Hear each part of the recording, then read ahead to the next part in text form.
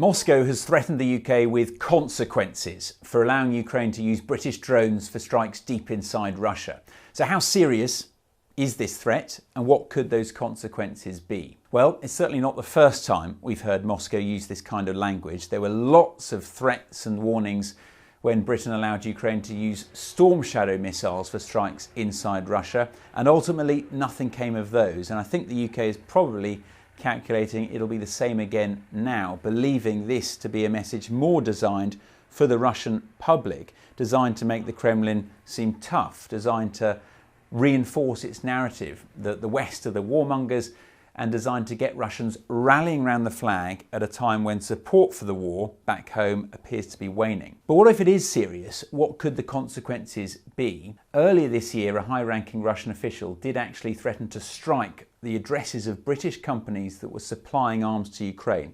I think that's unlikely, very unlikely, because it would be a dramatic escalation and put Russia in direct confrontation with a NATO member.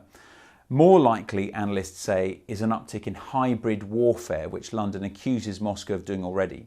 So it's things like cyber attacks, sabotage, the cutting of undersea cables, the potentially more activity by Russia's shadow fleet near UK waters, so-called grey zone warfare that's deniable and avoids direct confrontation. And all of this comes at a time when the war continues to rage. Ukraine says at least 10 people were killed in fresh missile strikes on the Kharkiv region, while in Russia, another Wildberries site was hit by Ukrainian drones. So it really feels like the conflict is heating up, both militarily and diplomatically.